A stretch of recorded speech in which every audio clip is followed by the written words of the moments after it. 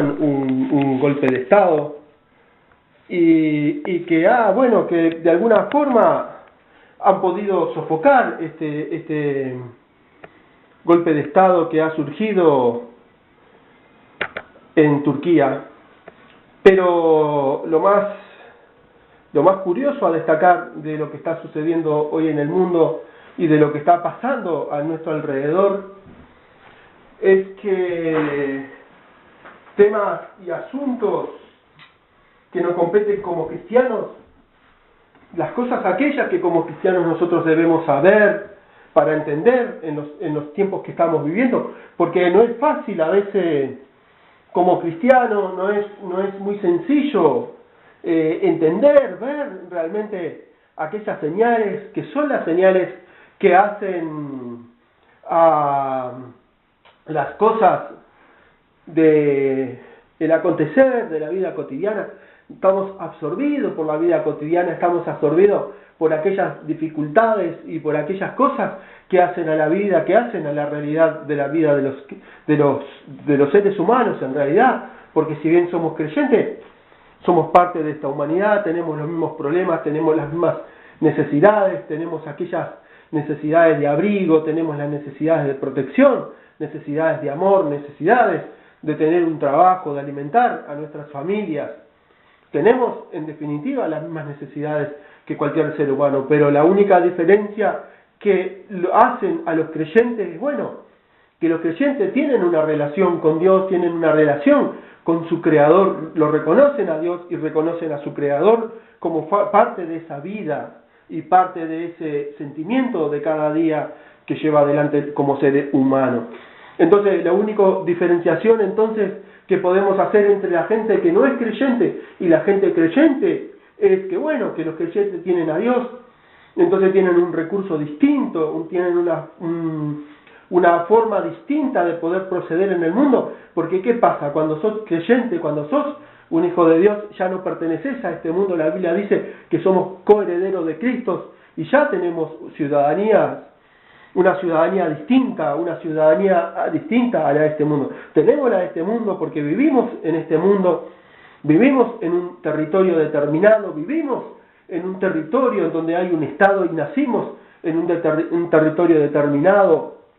Si no somos emigrantes, si no estamos yendo de un país a otro país, tenemos un lugar donde tenemos nuestra habitación, nuestra casa, nuestra familia. Entonces somos habitantes de este mundo y somos ciudadanos de este mundo. Pero también la Biblia dice que también los creyentes, aquellos que creen en Dios, aquellos que se diferencian por creer en Dios, por tener a Cristo en el corazón, aquellos que se diferencian del resto con respecto a esto y no sobre otras cosas, porque en otras cosas somos todos iguales, tenemos las mismas necesidades, sufrimos igual las mismas enfermedades, sufrimos de la misma forma que cualquiera, pero siempre tenemos los cristianos, los creyentes, esa diferencia que nos hace que estamos cerca del Padre, cerca del Creador. Entonces, esa ciudadanía de los cielos, esa ciudadanía que dice la Biblia, que estamos acá de tránsito, estamos momentáneamente en esta vida, pero que en algún momento vamos a tener una nueva vida en Cristo, va a haber un cielo nuevo, una tierra nueva, va a haber en este mundo, todo el mundo cree que una vez que llega la muerte, entonces se termina todo y es como vacío en la eternidad, pero no es así. Después que se termina la vida, uno debe de elegir durante esta vida a dónde quiere ir y solamente tenemos dos posibilidades. No existe una posibilidad intermedia, como de repente lo pudieron decir durante muchos siglos algunas religiones, que existía una posición intermedia, una situación intermedia para después de la muerte, pero no es así. Existen dos lugares en donde uno pueda ir y está el cielo y está el infierno. No existe posibilidades en la visión o en la Biblia, no hay otras posibilidades más que estas dos. Entonces, cuando nosotros somos cristianos, sabemos firmemente y creemos firmemente que Cristo dijo que Él iría a su Padre y en ese lugar haría moradas, y cuando habla de morada está diciendo lugar tangible, no está hablando de un espacio espiritual, no está hablando de un espacio en donde es una cosa inmaterial, en donde no nos lo podamos tocar, en donde no nos lo podamos sentir, sino que Él habla de cosas que son tangibles, algo, una vida después de esta vida, una vez que la vida aquí en la tierra termina, comienza una nueva vida, que esa es la vida en el cielo y continuará después cuando Dios haga el cielo nuevo y la tierra nueva. Entonces, después de la vida hay vida, y después de que pasemos por este mundo va a seguir teniendo vida, pero también tenemos que tener en claro, de acuerdo a lo que la Biblia dice, que la vida después que dejamos este mundo puede significar también muerte, porque la Biblia llama que después que dejamos esta vida, y cuando habla de muerte, bueno, está hablando de muerte porque está hablando de que los seres humanos se van a perder y se pierden en el infierno, y después cuando venga realmente la resurrección de los muertos, va a haber un lago de fuego y azufre en donde todos estarán metidos ahí, en donde todos irán a ese lugar, porque es el lugar que Dios tiene preparado para los ángeles caídos, aquellos ángeles que desobedecieron en su momento a Dios. Pero el gran problema también es que en el mismo lugar donde van a ir los ángeles caídos, también van a ir aquellos seres humanos que también desobedecieron a Dios, o por lo menos están apartados de Dios. Entonces, esto de que la vida, después de la vida hay vida, bueno, sí es real porque la Biblia así lo dice. Uno no deja realmente de tener vida, aunque el cuerpo no tenga vida, o el cuerpo deje el corazón del cuerpo deje latir y la sangre deje de circular por el cuerpo. Bueno, eso significa que el cuerpo, la habitación momentánea donde estamos, va a dejar de existir, o va a dejar momentáneamente de tener vida, pero dice que en algún momento, cuando los muertos resuciten, en los cuerpos volverán a tener vida. Entonces habrá una vida nueva para aquellos que buscan y viven en Cristo. Bueno, esto es lo que hace la diferencia entre los seres humanos, entre la diferencia que hace de las personas de que creen en Cristo y la diferencia de los que sencillamente viven sin Cristo, creen que la vida es esta y la única, y la tienen que vivir como puedan vivirla, haciendo las cosas que hacen cada día para estar más alejado de Dios. Cada día el hombre vive una vida más alejada de Dios, vive una vida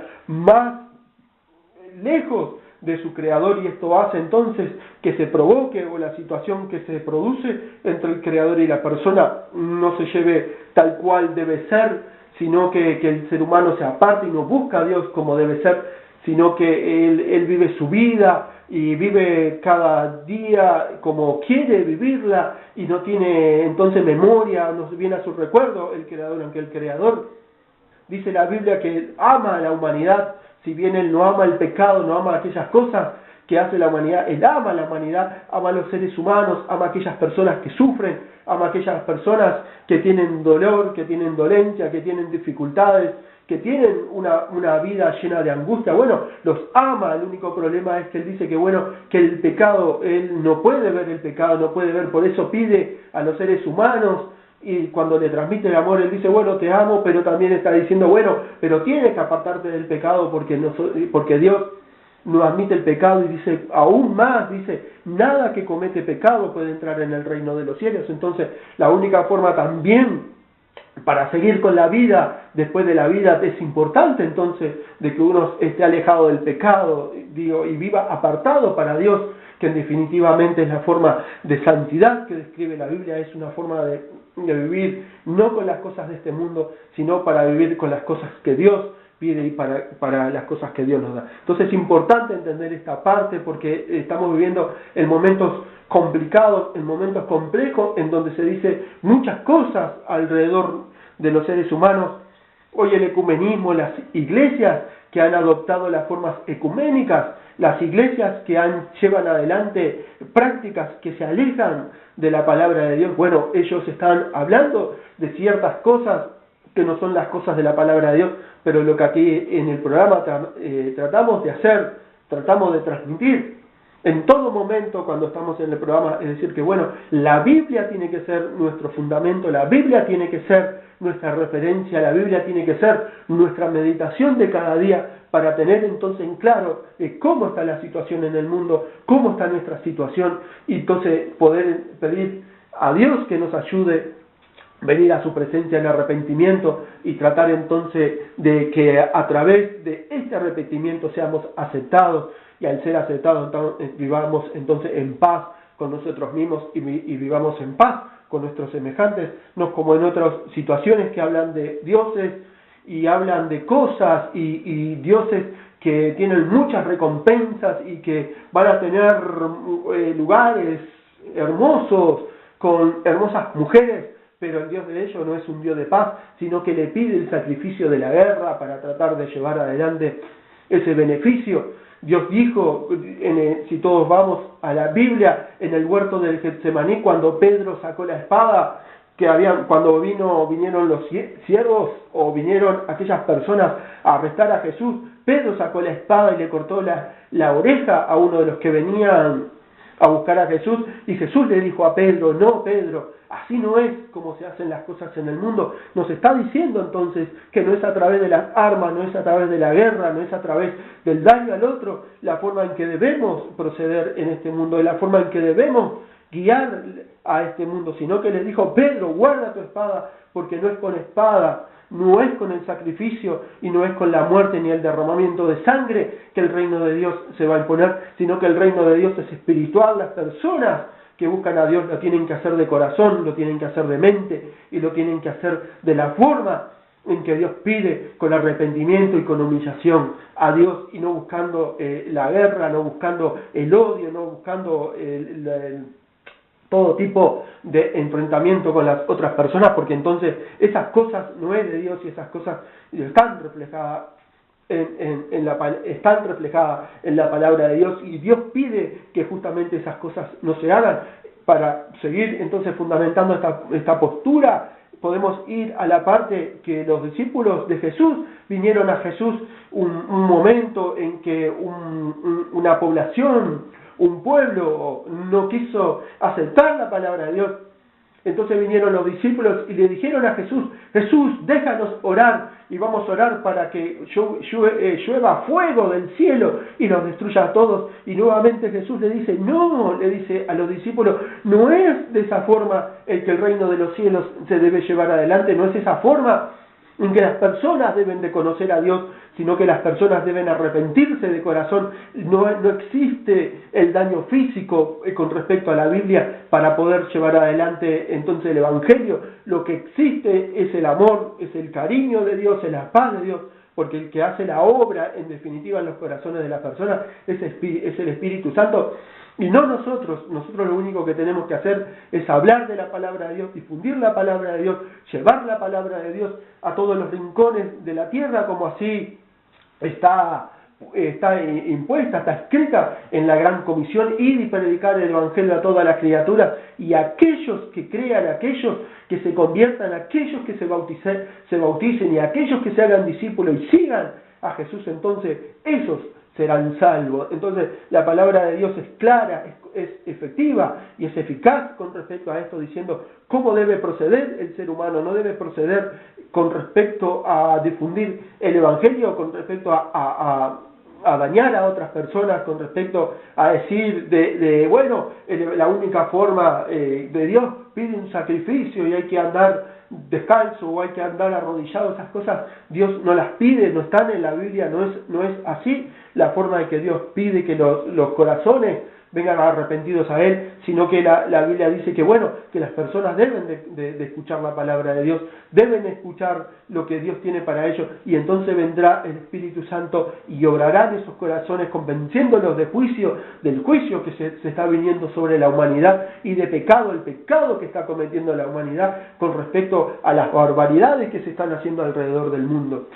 Entonces, esta es la situación, esto es el escenario que está descrito con respecto a los seres humanos en relación con Dios y los seres humanos en relación a los otros seres humanos. Entonces, cuando queremos llevar adelante el Evangelio, lo debemos hacer con paz, lo debemos hacer con amor, porque así Dios lo quiere, así Dios quiere que hagamos el Evangelio. No debemos confundir entonces otros adoctrinamientos que están circulando por el mundo, otros adoctrinamientos que están llevando a la humanidad, a muchos cristianos, al error, tratando de que estos cristianos entonces cometan algún tipo de perjuicios contra las otras personas tratando de llevar el Evangelio. Y la Biblia no dice eso, la Biblia dice que no se debe de llevar ningún tipo de perjuicio, sino que se debe ir adelante a través de la palabra, a través de llevar el Evangelio para que las personas se arrepientan y con ese arrepentimiento haya verdaderamente una conversión y esa conversión haga la paz en los corazones de las personas y las personas realmente puedan conocer a Cristo y puedan entrar entonces en el reino de los cielos y que haya vida para esta persona después de la vida. Porque realmente para el cristiano la vida es en este instante, pero después que dejamos este cuerpo sigue la vida y después que venga la resurrección va a seguir por la eternidad. Entonces es bueno y es para nosotros una promesa que viene de parte de Dios para que podamos entonces creer firmemente que después de la vida sigue la vida y no después de la muerte hay muerte como otras religiones o otros tratan de predicar. En estos instantes entró Marcos. Bienvenido, Marcos. Bueno, yo ya te había excusado, realmente pensé que te iba a llevar un poco más de tiempo la tarea que estabas haciendo, pero bienvenido, Marcos. Bueno, muchas gracias, Dios le bendiga a toda la audiencia de Radio KDF. Y bueno, yo los dejo por momentos con el hermano Ernesto, porque no sé ni de lo que estaba hablando, así que adelante, hermano. Sí, hoy estaba haciendo una reflexión, Marco, con respecto a algunas situaciones que se están dando en el mundo, se están dando algunas ideas con respecto a los cristianos y la forma de proceder de los cristianos, y estaba hablando un poco de que, bueno, que los cristianos nos diferenciamos, que los cristianos no nos diferenciamos del resto de los seres humanos, no somos distintos, no somos superhombres, ni supermujeres, ni super nada, sino que tenemos la misma necesidad que el resto, tenemos hambre como el resto, tenemos necesidad de trabajar, de tener dinero, de tratar de tener nuestra familia lo mejor que podamos, pero que la única diferencia que sí nos hace con respecto al resto es que nosotros tenemos a Cristo en nuestro corazón y podemos transmitirle al resto de la humanidad esa parte que tenemos con respecto a Cristo, que la humanidad no lo tiene. O sea, que en realidad nuestra diferenciación con el resto es más bien espiritual. Somos redimidos por la sangre del Cordero. O sea, no somos mejores tampoco que ellos. Tampoco somos iguales. Somos iguales. Solamente que estamos redimidos por la sangre del Cordero. Le hemos dado nuestro corazón al Señor Jesús. Y bueno, estamos haciendo lo que tú decís. Caminando. Entonces decía, bueno, si bien con respecto a esa postura, decía, los cristianos tenemos dos ciudadanías, ¿no? Tenemos una que es de este mundo y otra ciudadanía que es del reino de los cielos, por cuanto la promesa de Dios nos dio. Entonces ahí viene la reflexión, es que los cristianos creemos que después de la vida hay vida. Exactamente. No creemos que después de la muerte hay muerte. Porque hay dos caminos, uno purgatorio, ¿no? Bueno, y puntos intermedios, sí, claro, no hay puntos intermedios, es dos lugares. Después de la muerte hay muerte, si hablamos de aquellos que están alejados de Dios, que van al infierno, y los cristianos, después de la vida hay vida. Ya, seguimos, si bien abandonamos este cuerpo, pero el gran problema es que el abandono de este cuerpo es momentáneo. No es que este cuerpo va a ser abandonado por siempre, va a ser transformado en otro cuerpo, pero va a resucitar. La Biblia dice, y van a resucitar. Y en estos momentos podemos acceder a esa situación, porque la Biblia declara que como estamos en estos últimos tiempos, si Cristo viniera dentro de un rato, la vida de los cristianos sería transformada. Esto no vería muerte, sería transformada en segundos. Y los muertos resucitarían, los cuerpos muertos resucitarían en otro tipo de cuerpo semejante a Cristo. Entonces, ¿eso sí que significa? Que si yo hablara de muerte y Cristo viene dentro de un rato, no estaría diciendo realmente lo que pasaría en el contexto, sino que estaríamos hablando que después de esta vida seguiría la vida, porque seríamos transformados. A eso me refería cuando decía, bueno, después de la vida hay vida. Y más aún, después cuando Dios haga cielo nuevo y tierra nueva, todos aquellos que están con Cristo vendrán nuevamente a la tierra, vendrá la nueva Jerusalén y ocuparemos nuevamente la tierra, en donde no va a haber mar, sino que va a ser tierra, solo tierra. Entonces, a eso que estaba introduciendo con respecto a estas ideas, y que los cristianos no deberían de llevar adelante lo que es la predicación del Evangelio a través de la fuerza, a través de la muerte. ¿Por qué? Porque en estos momentos se está incursionando en el mundo y se está metiendo mucho en el mundo de que se tienen que adoptar las teorías de otras religiones, que para llevar la predicación de la palabra es a través de la muerte, a través del daño del otro. Y la Biblia dice que no. Y yo lo hacía referencia a cuando vinieron a arrestar a Jesús en el huerto de Getsemaní, cuando Pedro le corta la oreja a uno de los que venía a detenerlo, Jesús le dijo, no es así como se predica la palabra de Dios, se extiende el reino de los cielos. El reino de los cielos es espiritual, no material. Entonces, por eso digo, la diferencia entre los cristianos y lo demás es espiritual, no material. ¿Está bien? Sí. Por ahí vamos a ver. Y después hacía referencia con respecto a profundizar en el daño que se hace con respecto a predicar el Evangelio a otras personas, llevarlo a través del daño físico de alguna otra forma, es que cuando los discípulos de Jesús le habían dicho a Jesús en un lugar que no querían que le fuera a predicar, los discípulos fueron y le dijeron, Jesús, déjanos orar para que yo a fuego sobre ese lugar. Los querían matar a todos. Entonces Jesús le dijo, no, ¿cómo van a hacer eso? El Evangelio no se trata del daño a la otra persona, se trata de llevarle la palabra, y el Espíritu Santo es el que hace la obra. Por eso algunos se ponen nerviosos y quieren avasallar, quieren hacer cosas que están fuera del contexto de la Biblia, porque no están creyendo de que realmente la obra de la conversión, del arrepentimiento, del juicio y del pecado lo hace el Espíritu Santo. No seguían por los principios bíblicos, seguían por principios del mundo o lo que ellos creen en su intelectualidad o en lo que ellos pueden hacer. Claro, es un poco también la religión, ¿no? O sea, se pretende hacer la obra de Dios con esfuerzo humano, y la obra de Dios, para que Dios la bendiga, tiene que estar hecha a la manera de Dios, un poco como dijimos en el programa pasado. Es cuando la gente a veces opera en un espíritu religioso,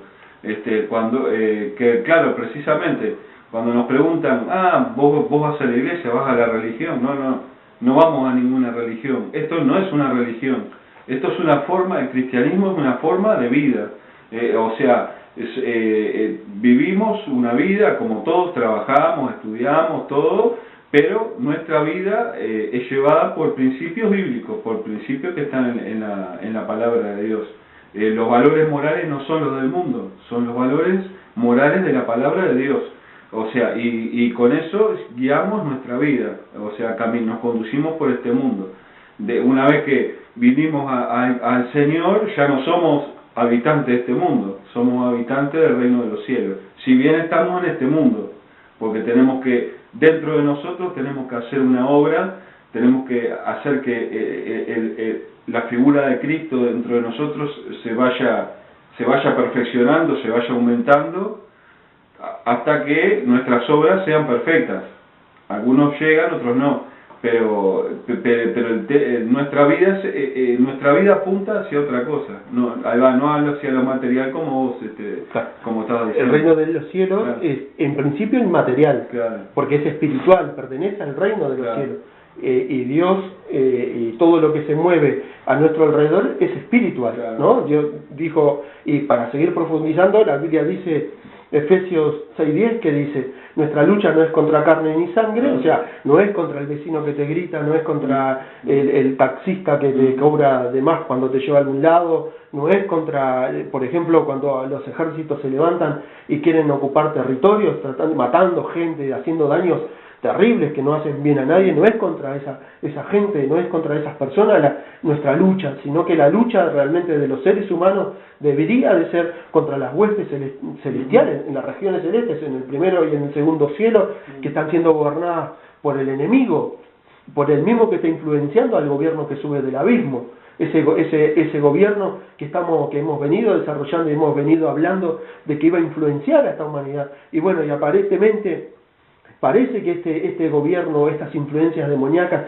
siguen influenciando a la humanidad para hacer cosas que no están buenas. Y de repente podemos hablar de lo que pasó en Francia, en Ibiza, cuando este hombre agarró un camión y pasó por arriba a 100 y pico de personas y mató como 80 y pico de personas. Y siguen muriendo gente por la tragedia de Francia. Entonces, tragedias como esto, o peor aún, lo que está sucediendo en Turquía, que en estos momentos hubo un golpe de Estado en Turquía. Algo tremendo de lo que pasó en Turquía el viernes a última hora. Es que este tema de la Turquía, bueno, es un tema que podríamos ya pasar a hablar, porque realmente a mí me tiene impactado con respecto a lo que sucedió en Turquía, porque yo he venido analizando un poco el escenario mundial, el escenario de los sucesos humanos, o de cómo se ha desarrollado hasta estos momentos la situación humana, y a mí me da que Turquía está en el centro de las profecías. Si bien la Biblia no lo nombra directamente, no nombra a Turquía, sino que nombra a otros países como centro de las profecías, pero a mí me sigue inquietando esa parte de Turquía. Y con respecto a aquí te digo Marcos, me inquieta lo de Turquía. Primero, que Turquía, cuando se habla de Turquía, se está hablando del gobierno otomano. Sí, Bien, entonces hubo un momento en la historia humana cuando Israel deja su territorio y es llevado a la diáspora, es gobernado durante 400 años más después de eso por el Imperio Romano. El Imperio Romano cae antes del 400, ¿no? Que se termina de dividir ahí en el año 400. Pero mientras el Imperio Romano se está dividiendo, están haciendo una nueva potencia mundial de su momento, ¿no? Y una potencia mundial que gobierna toda la parte de Medio Oriente durante el 400 hasta 1930 aproximadamente, pasado, ahora no me acuerdo bien la posición, pasada la Primera Guerra Mundial y antes de la Segunda Guerra Mundial. Los otomanos gobiernan, recordemos que en la última instancia, o en la última parte de antes de que los israelíes tomen posición del territorio nuevamente en el 48, eran los otomanos que estaban ahí metidos en Israel, o en el territorio de Israel, bien dije, y si es redundante, pero ¿qué pasa? Viene Inglaterra y los libera.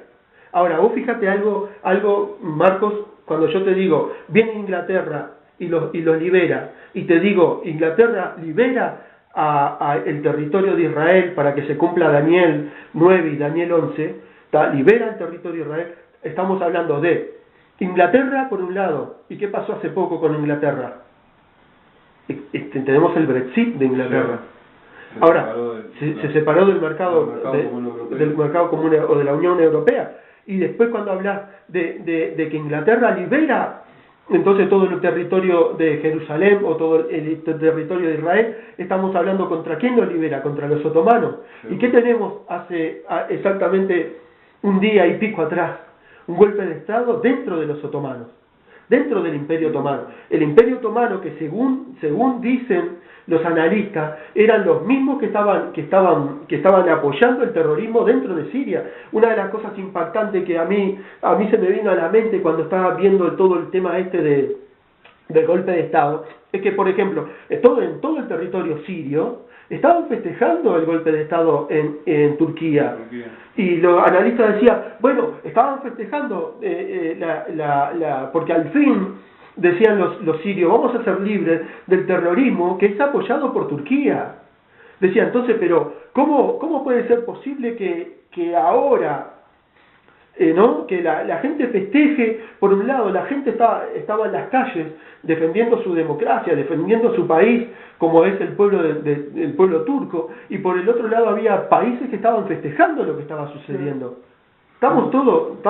Entonces, este mundo está un poco fuera de ese orden, fuera de esa estabilidad que necesitarían para poder seguir avanzando. Entonces, me lleva a la reflexión lo siguiente. Entonces, si durante tantos siglos el Imperio Otomano gobernó el territorio, todo Medio Oriente y parte de lo que era el territorio ocupado por el Imperio Romano, y también el territorio israelí, y durante todo ese tiempo, entonces, durante mucho tiempo yo estaba analizando y pensando de que no queda más remedio que pensar que este imperio fue el séptimo imperio que gobernó el mundo. por lo menos gobernó el mundo conocido hasta ese momento, porque después de la caída del Imperio Romano no hubo un imperio fuerte. Se levantaron, sí, digo, ¿no? En Occidente se levantó Italia, estaba Inglaterra, Francia, ¿no? Que eran todos que se habían países con mucha fuerza, territorio con mucha fuerza, pero nunca se habían generado como un imperio. Después Inglaterra se volvió un imperio y liberó como imperio, liberó también a Israel. Pero yo me inclino a pensar, dentro de los estudios que nosotros hemos hecho, es que cuando hablábamos del Imperio Romano y la caída del Imperio Romano, el Imperio Romano tenía dos posiciones. Y lo curioso ahora que casi todos los predicadores o todos aquellos que enseñan sobre la palabra de Dios están teniendo un giro hacia este pensamiento. El giro que venía predominando, o la idea que venía predominando con respecto al mundo cristiano y el escenario del Imperio Romano y cómo se iban a levantar estas 10 naciones, las 10 naciones últimas, estas que se tienen que levantar, todo el mundo decía que bueno, que el Imperio Romano iba a renacer en Occidente. Y era una idea que venía y que está todavía impregnada dentro de las enseñanzas de los escatólogos, de los predicadores. Pero hoy los escatólogos están comenzando a dar un giro, a pensar entonces como estábamos nosotros pensando ya hace un tiempo atrás, de decir que bueno, que la estatua que vio el rey Nabucodonosor y que desarrolla Daniel estaba posicionado en 2 pies y no en un solo pie. No es que los 10 dedos eran de un solo pie, sino que estaban representados 5 dedos en un pie y 5 dedos en otro pie, y que esto era una mezcla de hierro y una mezcla de barro. Entonces, cuando vos analizás la historia, o por lo menos cuando yo analicé esta parte, había visto de que 5 dedos correspondían a Occidente y 5 dedos correspondían a Oriente. No podía haber otra lógica, porque el Imperio Romano nació dividido. Aparte de la historia lo dice, el Imperio Romano nació dividido, nació con una sede en Roma y otra sede en Constantinopla. Por eso cuando se dividió apareció Roma y Constantinopla, porque estaba lo que los historiadores llaman el César Senior y el César Junior. Se describe así la historia. Entonces teníamos que gobernaban por un lado. El vasto imperio era gobernado realmente por 2 personas, nunca había sido por uno. El César era uno, sí, que hacía la guerra y era el que ganaba los territorios, pero había otro detrás que siempre iba manteniendo la parte de la administración, y lo que ganado, se encargaba de mantenerlo bajo la órbita del Imperio Romano. Entonces, cuando estamos hablando de que iban a haber 5 en el occidente y 5 en el oriente, cuando yo miro que Inglaterra se separa y que comienza a haber una nueva configuración con respecto a occidente, y miro esto que está pasando en Turquía, digo, bueno, algo va a pasar, hay una reconfiguración nuevamente. Y lo más impactante cuando leemos el golpe de Estado de Turquía, cuando vemos lo que pasó en Turquía, decimos, bueno, es tremendo lo que pasó, ¿no? Pero vemos que en el fondo el presidente de Turquía ha adquirido poderes de supergobierno. Decimos, pero ¿y cómo puede ser posible? Si vos te acordás el atentado de Francia, Marcos, ya hace a principios de año, a fines del año pasado, a principios de este año, cuando hubo el atentado de Francia, que hubieron 3 millones de personas en la calle en primera instancia, y después lo que pasó en el Bataclan en segunda instancia, el presidente de Francia había también adquirido poderes de supergobierno. Entonces, como que yo no sé si es una moda o hay algo en el fondo que se está armando, es que los gobiernos de estos países están adquiriendo más poderes de lo que deberían de tener. O sea, eso significa que todos estos gobiernos están adquiriendo poderes de César, por así llamarlo. Entonces, cuando están adquiriendo poderes de César, lo que me está dando la impresión es que los tipos o las personas que tienen esta capacidad en cualquier momento van a hacer algo fuera de lo común o fuera de nuestro razonamiento lógico. Y siempre aparece el terrorismo detrás. O siempre aparece alguna cosa rara como la que apareció acá en Turquía. En Turquía fue un golpe de Estado que dice que fue apoyado, mirá lo que dicen, lo que están hablando. Sí. Y si es cierto lo que están diciendo, mirá, me inclinaría a saber ya lo que va a pasar en Medio Oriente. Dice, el presidente Erdogan está diciendo que el golpe de Estado fue apoyado por Siria y por Rusia. Sí. Y no está diciendo que fue apoyado por los terroristas. Está diciendo, bueno, yo estoy apoyando a los terroristas que están en Siria. Y por algo los sirios festejaron cuando Erdogan casi es derrotado. Ahora Erdogan salió diciendo, no, pero lo que yo ahora estoy diciendo es que Siria y Rusia apoyaron este golpe de Estado para derrocarme a mí y para que ellos puedan entonces ganar la guerra. Porque dicen que si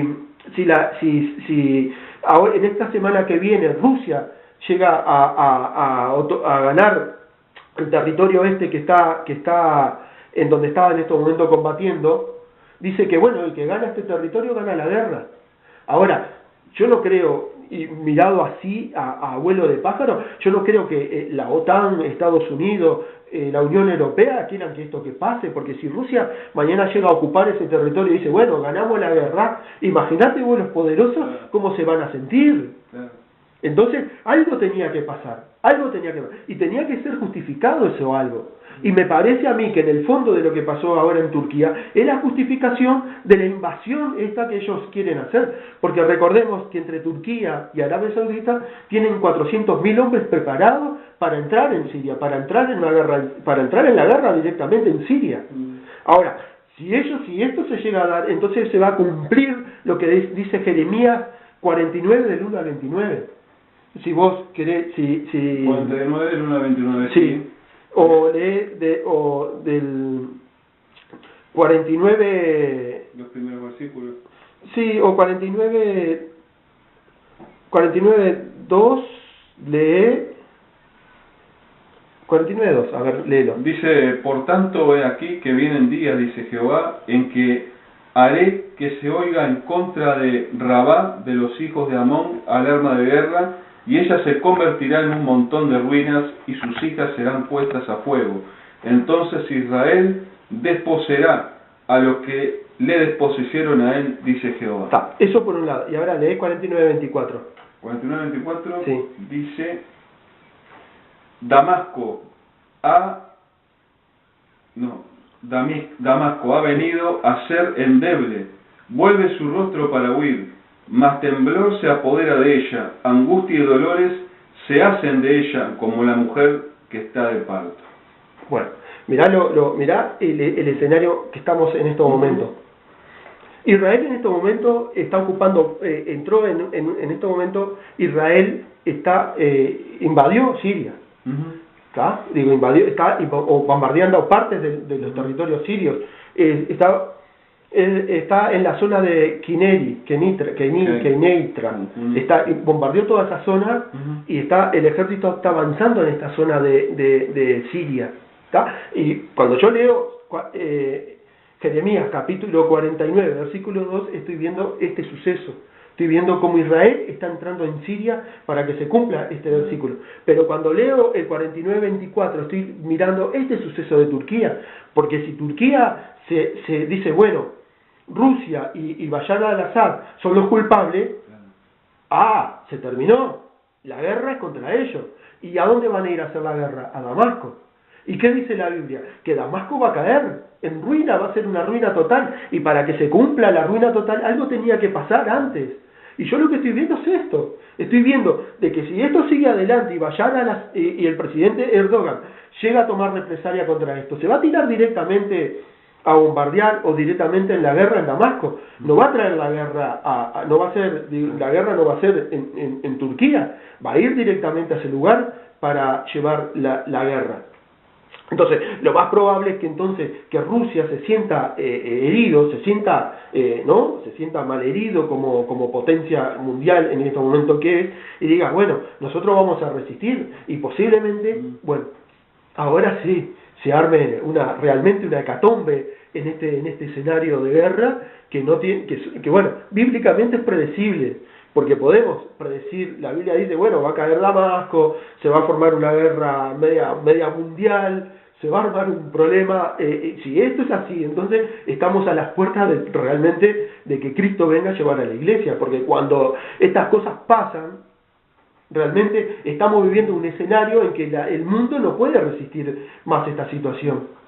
Ahora, una de las cosas que nosotros manejamos ya hace un tiempo atrás y lo habíamos tomado, pero lo habíamos tomado como forma de decir, bueno, porque es un concepto que estamos llevando adelante dentro de la radio, es que bueno, la ONU había definido lo que estaba pasando en Medio Oriente como el inicio de la Tercera Guerra Mundial. Y habíamos dicho, ¿por qué? Tres cosas importantes que habíamos dicho. La primera cosa es que iniciaba una guerra mundial y el inicio de la guerra no era espontáneo.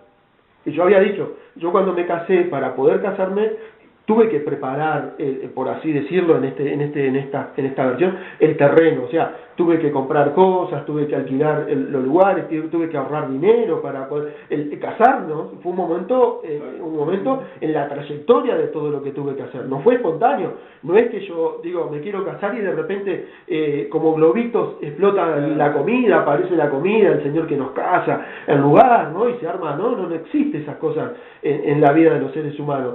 Digo, existe una trayectoria, existe un camino o escalones que van formando esa situación que vos querés. Bueno, entonces, lo que veíamos en su momento es que, bueno, que en algún momento la Tercera Guerra Mundial como tal se iba a desatar. ¿Pero por qué? Porque la Biblia predecía, por ejemplo, nosotros habíamos dicho que que lo que estaba pasando en el mundo, cuando decíamos, bueno, la Tercera Guerra Mundial había empezado, pero la Tercera Guerra Mundial era distinta a las guerras anteriores.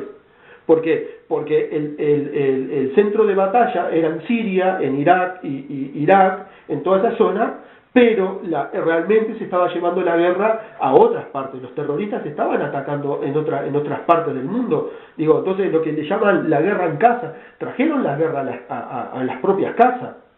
Entonces, entonces esto era una guerra distinta, no es una guerra como la que conocíamos de enfrentamiento, el bando aquel allá y el otro bando acá y date de punta, ¿no? Sino que era una guerra distinta. Por estos escenarios decíamos, bueno, había iniciado la Tercera Guerra Mundial y ahora a este escenario hay que seguirle sumando los sucesos que van a llevar a esa tragedia mundial. Dios quiera de que esto sea sencillamente algo que, bueno, una hojarasca.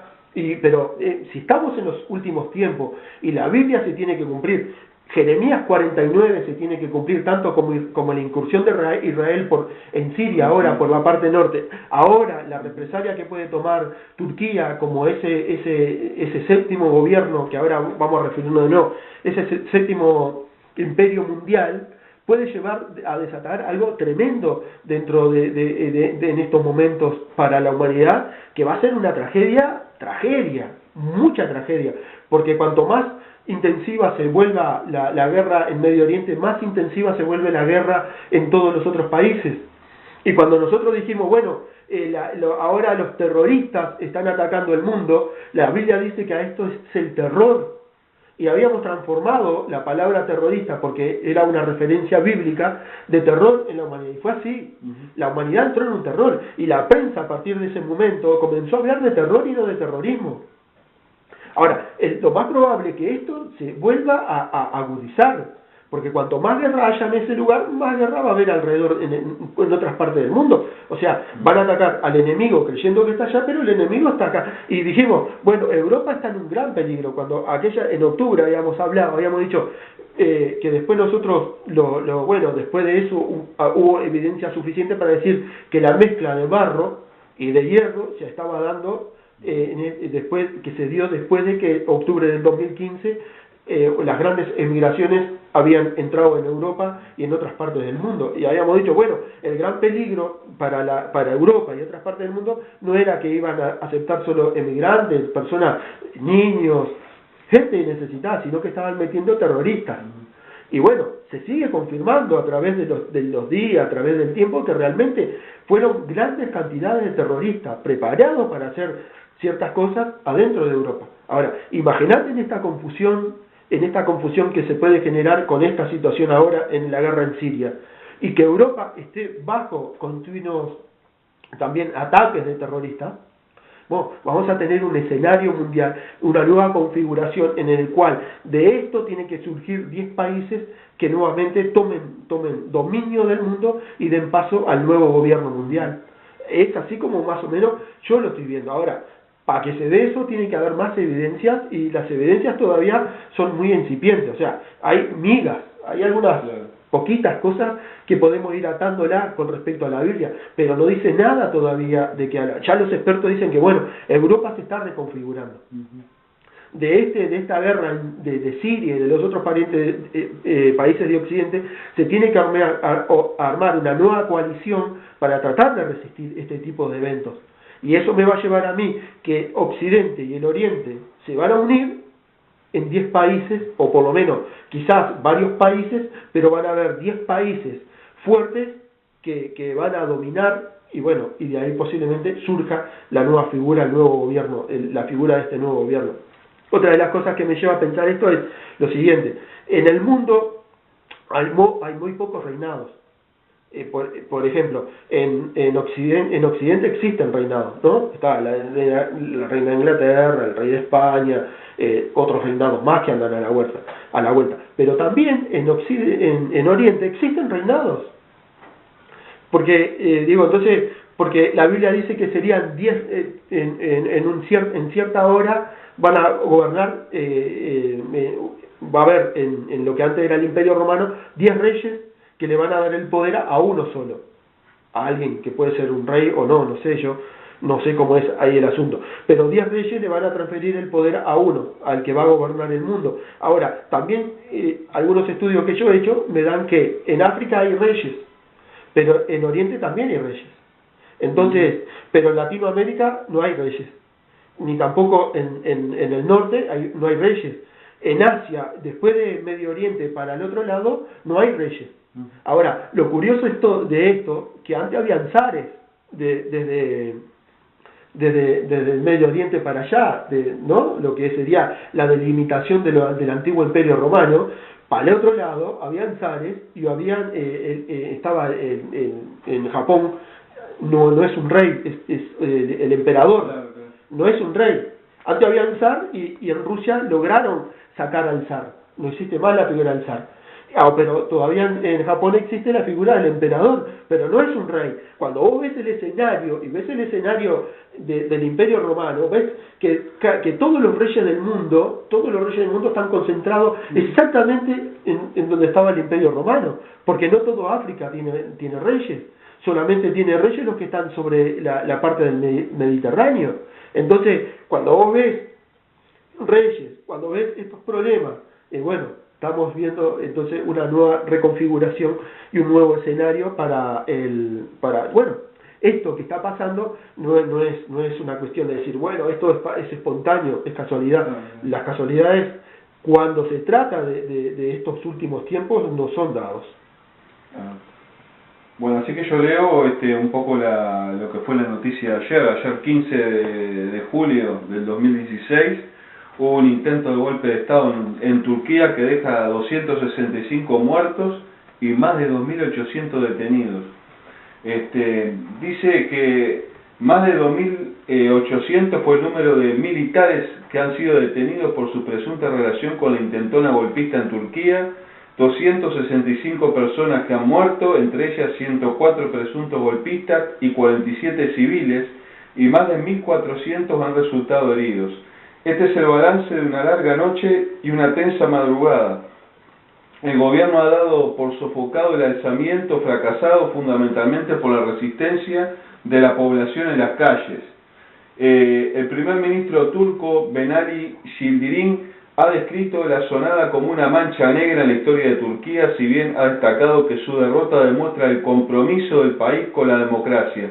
En este sentido, ha dado por derrotado el golpe y ha confirmado que las autoridades legítimas, tanto militares como políticas, tienen pleno control de la situación. Un total de 265 personas han perdido la vida durante el intento de golpe de Estado en Turquía, de las que 161 serían miembros de la fuerza del gobierno y civiles, según Yildirim.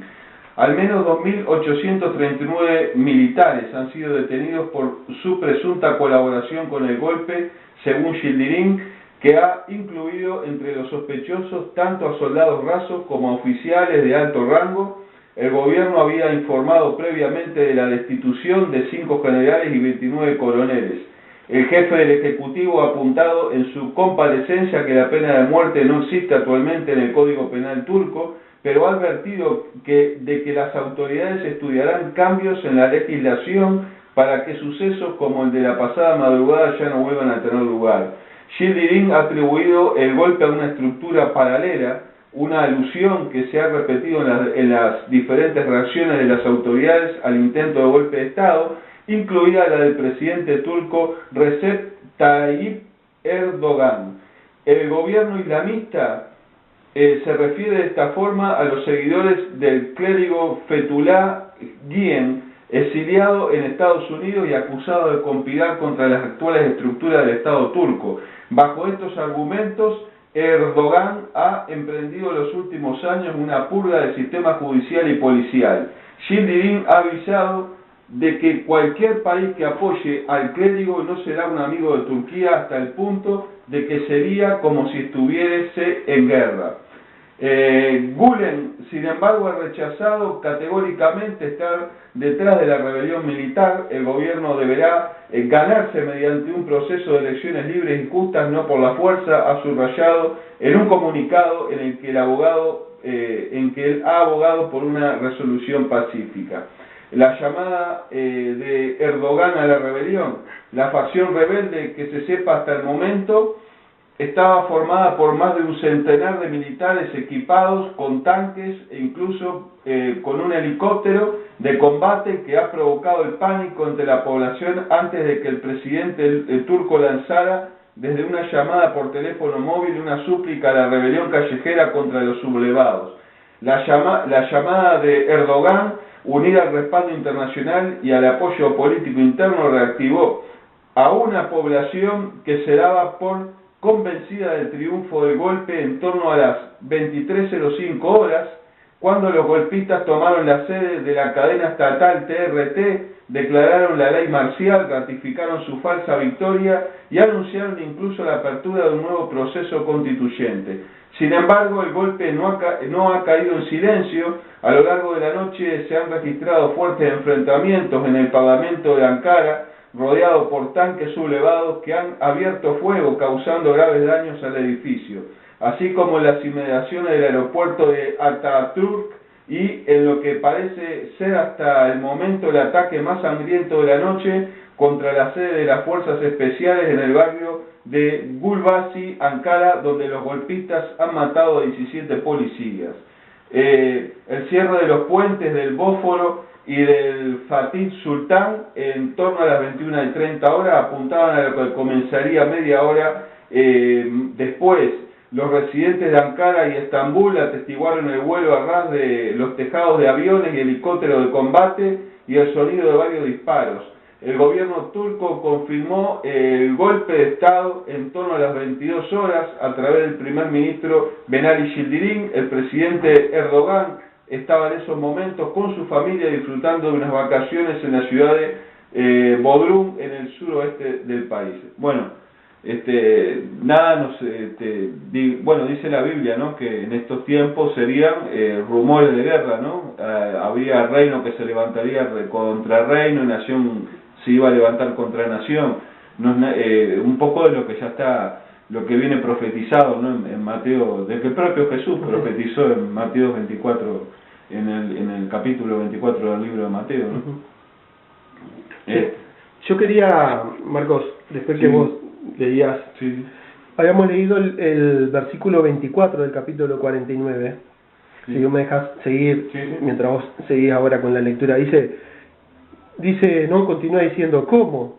¿No ha sido dejada la tan alabada la ciudad de mi regocijo? Por eso sus jóvenes caerán por sus calles y todos sus hombres de guerra serán reducidos a cilicio en aquel día, dice Jehová de los ejércitos. Pues voy a encender un fuego en el muro de Damasco que consumirá los palacios de Ben-Hadad. O sea, los palacios del gobierno, ¿no? Claro. El centro, el palacio era, por lo general, cuando habla la Biblia del palacio, habla de los lugares, claro, habla de los lugares de autoridad, los lugares de gobierno. Sabemos que la autoridad de Siria está en Damasco y se encuentran en ese lugar para gobernar, en estos momentos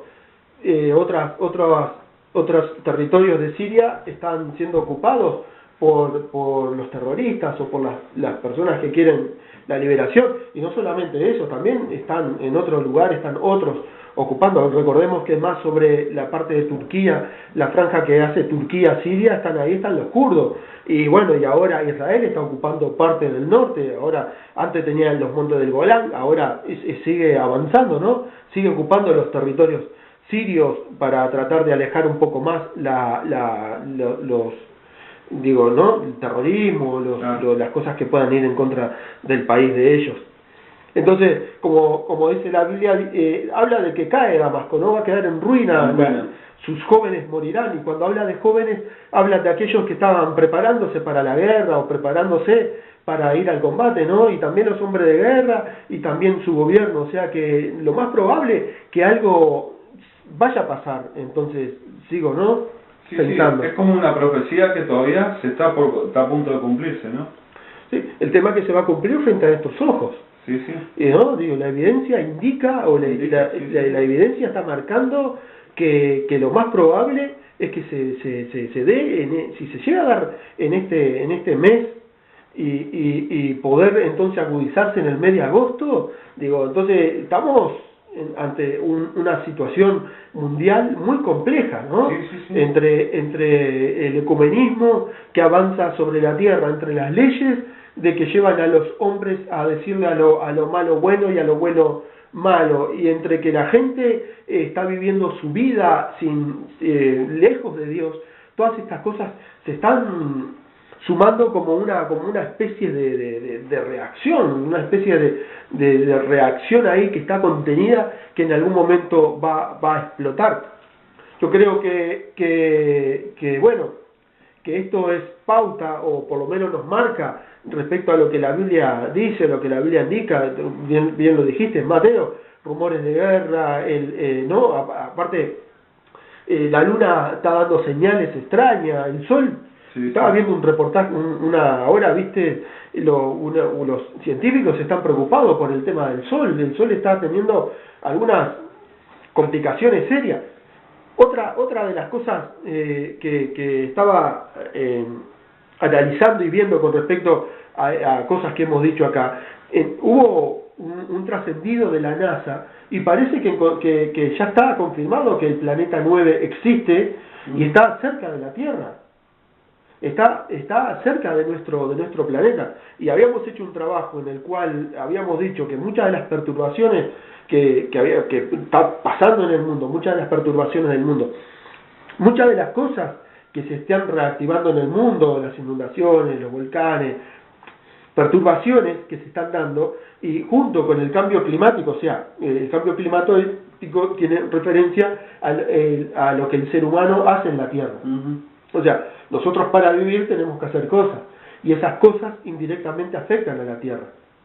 Entonces, entre la combinación de las cosas que hacemos nosotros como seres humanos y este planeta que está ejerciendo una fuerza gravitacional sobre todo nuestro sistema solar, está provocando entonces realmente cosas raras en el mundo, y yo creo que van a seguir apareciendo cosas extrañas con respecto a la naturaleza. Una, porque la Biblia lo dice, ¿no? Habrían terremotos en todo lo que tiene que ver el anillo del Pacífico, como le llaman, todo lo que abarca la parte, toda la parte Chile, toda la parte de que la costa de la Centroamérica, toda la costa de Estados Unidos, toda la costa de Rusia y China, todas esas zonas que abarcan el anillo o la herradura del Pacífico. Ahí están todos los volcanes activos, y aparte los terremotos están continuamente, y ya hemos venido hablando. En este momento hay una calma extraña, ¿no? Porque no ha habido terremotos realmente que agudicen la situación del mundo. Pero aparte, si justamente con esto que está pasando ahora en el Medio Oriente se suma algún terremoto, o las inundaciones mismo, las lluvias que se han dado. Venimos de observar cómo China estuvo bajo de agua tiempazo, ¿no? Digo, murió gente. Y en otra parte, por ejemplo, en Bolivia hay sequía. Y en Cuba hay sequía todavía. Y vos decís, pero todo en un mismo mundo, en un mismo territorio, agarrás el globo terráqueo y decís, bueno, acá hay inundaciones, acá hay terremotos, acá hay sequía, y por ejemplo, una de las cosas que yo me sorprendí, y creo que ya lo dije, a partir del 15 de abril, que fue el tornado acá en Uruguay, ¿no? Fue el 15 de abril, el 15 del 4. Sí. El 15 del 4, exacto. A partir de ese día he estado observando cómo se está comportando el clima en el mundo y he observado que el mundo está nublado. Es algo extraño, esto no sé si ya lo dije o es una preocupación que tengo desde entonces y la he estado haciendo el seguimiento de eso, es que el mundo está nublado totalmente. Si estás en las estaciones especializadas, yo entro, por ejemplo, utilizo ingreso en páginas meteorológicas especializadas para ver cuando suceden cosas, si va a llover, no va a llover, cómo está la temperatura en el mundo, cosas. Y cuando miro, veo que el mundo está todo nublado. Está todo nublado, y no solamente nublado acá que estamos en invierno, está nublado el norte también. Entonces vos decís, pero qué cosa extraña esto, es extraño. Y cuando hay nubes significa que hay lluvia y significa que va a haber inundaciones. Y Francia tuvo el tema del camión el 13 o el 12, el 13 fue el día de la Bastilla, que el camión mató a 80 personas y todavía sigue muriendo gente, sí. Pero un mes antes Francia había estado inundada en parte, si vos no sé si te acordás, Marco, que hubo el río Sena se desbordó y hubo inundaciones por todo, decretaron estado de emergencia en Francia. Ahora, cuando vos haces ese seguimiento, decís, bueno, ¿qué está pasando en el mundo? Y ves puntualmente, vas a ver que Francia aparece en el escenario mundial o por ataques terroristas o por inundaciones o por cosas extrañas, y ves que Turquía también aparece en el escenario mundial. Aparece tantas veces Turquía y Francia como está apareciendo Estados Unidos y Rusia. Y vos decís, ¿pero cómo? Bueno, eso es una alerta, es para analizar, para ver, para seguir entendiendo que si estamos en estos últimos tiempos algo está pasando. Entonces, esto nos tiene que alertar, nos tiene que decir, algo es un indicador de que Cristo viene, de que la iglesia parte y este mundo se va a sumergir en un problema de conflicto mundial y va a ser gobernado para tratar de llevar adelante todo este problema y no va a ser nada bueno de lo que va a surgir de todo esto. Bueno, llegamos al final, ¿no? Al final del programa. Porque la Biblia llama que después que dejamos esta vida, y cuando habla de muerte, bueno, está hablando de muerte porque está hablando de que los seres humanos se van a perder y se pierden en el infierno, y después cuando venga realmente la resurrección de los muertos, va a haber un lago de fuego y azufre en donde todos estarán metidos ahí, en donde todos irán a ese lugar, porque es el lugar que Dios tiene preparado para los ángeles caídos, aquellos ángeles que desobedecieron en su momento a Dios.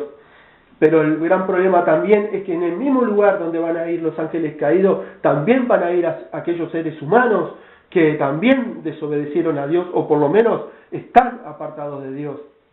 Entonces, esto de que la vida, después de la vida hay vida, bueno, sí es real porque la Biblia así lo dice. Uno no deja realmente de tener vida, aunque el cuerpo no tenga vida, o el cuerpo el corazón del cuerpo deje latir y la sangre deje de circular por el cuerpo. Bueno, eso significa que el cuerpo, la habitación momentánea donde estamos, va a dejar de existir, o va a dejar momentáneamente de tener vida, pero dice que en algún momento, cuando los muertos resuciten, en los cuerpos volverán a tener vida, entonces habrá una vida nueva para aquellos que buscan y viven en Cristo. Bueno, esto es lo que hace la diferencia entre los seres humanos, entre la diferencia que hace de las personas de que creen en Cristo y la diferencia de los que sencillamente viven sin Cristo, creen que la vida es esta y la única y la tienen que vivir como puedan vivirla, haciendo las cosas que hacen cada día para estar más alejado de Dios. Cada día el hombre vive una vida más alejada de Dios, vive una vida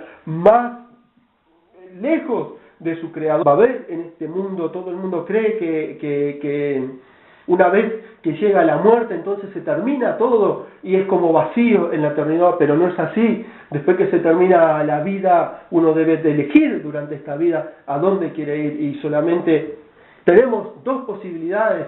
No existe una posibilidad intermedia, como de repente lo pudieron decir durante muchos siglos algunas religiones, que existía una posición intermedia, una situación intermedia para después de la muerte, pero no es así. Existen dos lugares en donde uno pueda ir, y está el cielo y está el infierno. No existe posibilidades en la visión o en la Biblia, no hay otras posibilidades más que estas dos. Entonces, cuando nosotros somos cristianos, sabemos firmemente y creemos firmemente que Cristo dijo que Él iría a su Padre y en ese lugar haría moradas, y cuando habla de morada está diciendo lugar tangible, no está hablando de un espacio espiritual, no está hablando de un espacio en donde es una cosa inmaterial, en donde no nos lo podamos tocar, en donde no nos lo podamos sentir, sino que Él habla de cosas que son tangibles, algo, una vida después de esta vida. Una vez que la vida aquí en la tierra termina, comienza una nueva vida, que esa es la vida en el cielo, y continuará después cuando Dios haga el cielo nuevo y la tierra nueva. Entonces, después de la vida hay vida, y después de que pasemos por este mundo va a seguir teniendo vida, pero también tenemos que tener en claro, de acuerdo a lo que la Biblia dice, que la vida después que dejamos este mundo puede significar también muerte, un golpe de estado, y que que de alguna forma han podido sofocar este golpe de estado que ha surgido en Turquía. Pero lo más curioso a destacar de lo que está sucediendo hoy en el mundo y de lo que está pasando a nuestro alrededor es que temas y asuntos que nos competen como cristianos, las cosas aquellas que como cristianos nosotros debemos saber para entender en los tiempos que estamos viviendo, porque no es fácil a veces. Como cristiano no es muy sencillo entender, ver realmente aquellas señales que son las señales que hacen a las cosas del acontecer de la vida cotidiana. Estamos absorbidos por la vida cotidiana, estamos absorbidos por aquellas dificultades y por aquellas cosas que hacen a la vida, que hacen a la realidad de la vida de los seres humanos en realidad, porque si bien somos creyentes, somos parte de esta humanidad, tenemos los mismos problemas, tenemos las mismas necesidades, tenemos aquellas necesidades de abrigo, tenemos las necesidades de protección, necesidades de amor, necesidades de tener un trabajo, de alimentar a nuestras familias.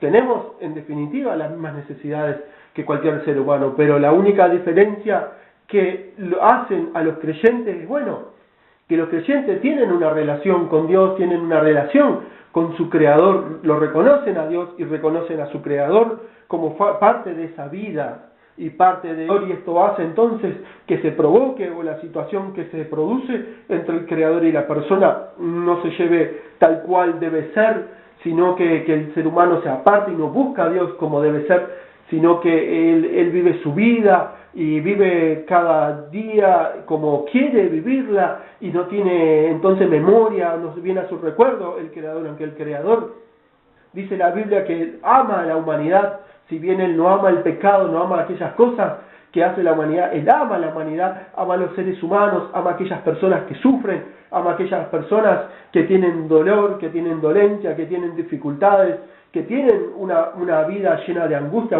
Los ama. El único problema es que Él dice que el pecado, Él no puede ver el pecado, no puede ver, por eso pide a los seres humanos, y cuando le transmite el amor, Él dice, te amo, pero también está diciendo, pero tienes que apartarte del pecado, porque Dios no admite el pecado, y dice, aún más, dice, nada que comete pecado puede entrar en el reino de los cielos. Entonces, la única forma también para seguir con la vida después de la vida es importante entonces de que uno esté alejado del pecado, y viva apartado para Dios, que definitivamente es la forma de santidad que describe la Biblia, es una forma de vivir no con las cosas de este mundo, sino para vivir con las cosas que Dios pide y para las cosas que Dios nos da. Entonces es importante entender esta parte porque estamos viviendo en momentos complicados, en momentos complejos, en donde se dice muchas cosas alrededor de los seres humanos.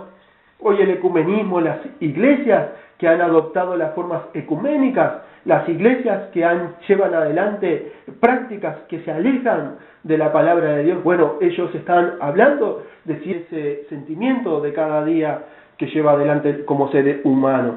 Entonces, la única diferenciación entonces que podemos hacer entre la gente que no es creyente y la gente creyente es que, bueno, que los creyentes tienen a Dios, entonces tienen un recurso distinto, tienen una forma distinta de poder proceder en el mundo, porque ¿qué pasa? Cuando sos creyente, cuando sos un hijo de Dios, ya no perteneces a este mundo. La Biblia dice que somos coherederos de Cristo y ya tenemos una ciudadanía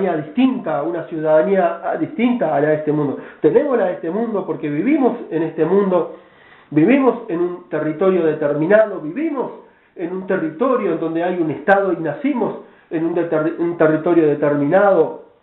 Si no somos emigrantes, si no estamos yendo de un país a otro país, tenemos un lugar donde tenemos nuestra habitación, nuestra casa, nuestra familia. Entonces somos habitantes de este mundo y somos ciudadanos de este mundo. Pero también la Biblia dice que también los creyentes, aquellos que creen en Dios, aquellos que se diferencian por creer en Dios, por tener a Cristo en el corazón, aquellos que se diferencian del resto con respecto a esto y no sobre otras cosas, porque en otras cosas somos todos iguales, tenemos las mismas necesidades, sufrimos igual las mismas enfermedades, sufrimos de la misma forma que cualquiera, pero bueno, siempre tenemos los cristianos, los creyentes, esa diferencia que nos hace que estamos cerca del Padre, cerca del Creador. Entonces, esa ciudadanía de los cielos, esa ciudadanía que dice la Biblia, que estamos acá de tránsito, estamos momentáneamente en esta vida, pero que en algún momento vamos a tener una nueva vida en Cristo, va a haber un cielo nuevo, una tierra nueva,